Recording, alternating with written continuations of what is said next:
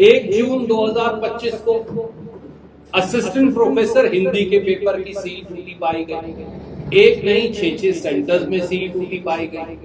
Chairman है बिहार से आया, क्योंकि हरियाणा का तो कोई आदमी बीजेपी को इस लायक लगता नहीं कि वो HPSC का चेयरमैन बन सके, इसलिए बिहार से आयात किए हुए आलोक वर्मा उनको चेयरमैन लगाया। पहले खट्टर साहब के एडवाइजर थे, अब वो HPSC के चेयरमैन। 26 सवाल तो ऐसे हैं इस पेपर में जो बिहार पब्लिक सर्विस कमीशन के पेपर से नकल मारे। जिसे पेपर पास करवाना उसे कहो भैया बिहार पब्लिक सर्विस कमीशन का पेपर पढ़, बस हो गया paper leak. Final answer option is a. आप अगर इस आंसर की में देखेंगे तो उन्होंने लिखा है इस सवाल का सही जवाब ए असली में गलत है, सी सही है। सवाल जो है उनमें गड़बड़ झाला है। अगर आपने या तो जो मैं पहले बताया 10 प्रश्न जो है वो हटा दिए, इनमें से 6 बिल्कुल सही थे, वैध तो इन्हें हटाने की जरूरत क्या? पढ़े लिखों का पेपर बिना पढ़े लिखे, बिल्कुल सच्ची बात। असिस्टेंट प्रोफेसर की भर्ती हरियाणा में धांधली, हेरा फेरी और गड़बड़ झाले की दुकान बन चुकी है। साल 2019 के बाद पहली बार 26 अलग अलग श्रेणियों में असिस्टेंट प्रोफेसर की भर्ती हो रही है। पर सच्चाई ये है कि भर्ती करने वाली भाजपा का नाम बदलकर भर्ती जालसाजी पार्टी रख देना चाहिए, बीजेपी का नाम बदल, क्योंकि आए दिन HPSC यानी हेरा फेरी सर्विस कमीशन वो एक नया गड़बड़ झाला, एक नई धांधली, एक नई हेरा फेरी भर्तियों के अंदर कर रहे हैं और इन सब के मुखिया हैं श्रीमान नायब सैनी। इसके कुछ तथ्य हैं जो मैं कागजात और तथ्य जो आपके समक्ष में पहली बार उजागर कर रहा हूं और आपको वो सारे तथ्य और कागजात मेरे सहयोगी भेज देंगे। साल 2019 में 7 साल के यानी 7 साल बीत गए। 2025 में पहली बार अलग अलग विषयों की असिस्टेंट प्रोफेसर की भर्ती खोली गई है। 2424 कुल पोस्ट हैं।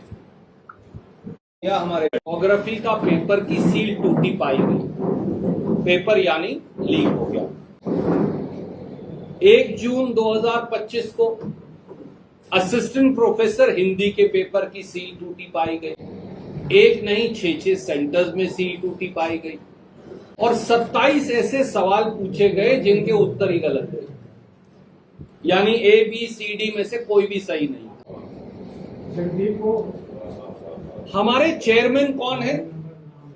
चेयरमैन है बिहार से आया, क्योंकि हरियाणा का तो कोई आदमी बीजेपी को इस लायक लगता नहीं कि वो HPSC का चेयरमैन बन सके, इसलिए बिहार से आयात किए हुए आलोक वर्मा उनको चेयरमैन लगाया हुआ। पहले खट्टर साहब के एडवाइजर थे, अब वो HPSC के चेयरमैन। इन्होंने 30 मई 2025 को कह दिया कोई पेपर लीक की नहीं हुआ है, हम कोई रिजल्ट बदलेंगे नहीं। HPSC ने लिखित आदेश जारी कर दिया। जब हमने सारे सबूत रखे इन्होंने उसे भी नकार दिया। फिर जब बहुत शोर पूरे हरियाणा में पड़ा और 1.5 लाख हरियाणा के बच्चे खड़े हो गए, जैसा हमारे कृषि विश्वविद्यालय में भी हुआ, तो 3 जून को 3 दिन के बाद ये मान लिया कि पेपर की सील टूटी थी और पेपर कैंसिल कर दिया। अब अगली हेरा फेरी कहां है? तो मैंने आपको बताया पॉलिटिकल साइंस का, मैंने आपको बताया हिंदी का। अब आ जाइए जो सबसे ताजा है, वो है 8 जून 2025 को हुआ असिस्टेंट प्रोफेसर ज्योग्राफी का पेपर। इस पेपर की कॉपी मैं आपको भेज रहा हूं। जो हुआ, सारे सवाल जो उसमें पूछे गए वो मैं आपको भेजने लग रहा हूं। मेरे पास भी है, ये वो पेपर है जो हुआ, और मैं ये वो पेपर है, मैं इस पेपर के सारे सवाल के साथ आपको एक कॉपी उसकी भेज रहा हूं ताकि आप खुद देख सकें। इसमें हुआ क्या, ये बड़ी कमाल की बात है, ये पहले भी हमने उठाई है पर आज दोबारा कहना जरूरी है, प्रासंगिक।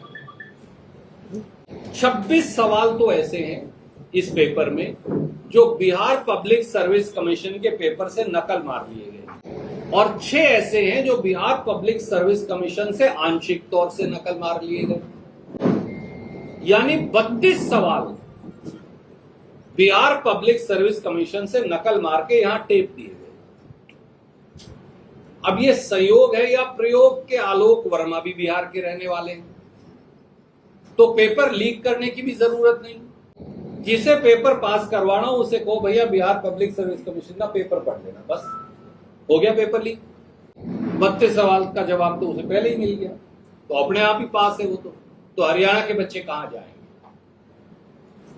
अब जो एक ताजा हुआ है वो बड़ी इंटरेस्टिंग है। इन्होंने ये रिवाइज्ड आंसर की कल जारी कर दी, असिस्टेंट प्रोफेसर ज्योग्राफी की। मैं आपको भेजने लग रहा हूं ये कागज, ये वो रिवाइज्ड आंसर की है जो HPSC Hera ferry service commission ने जारी की। ये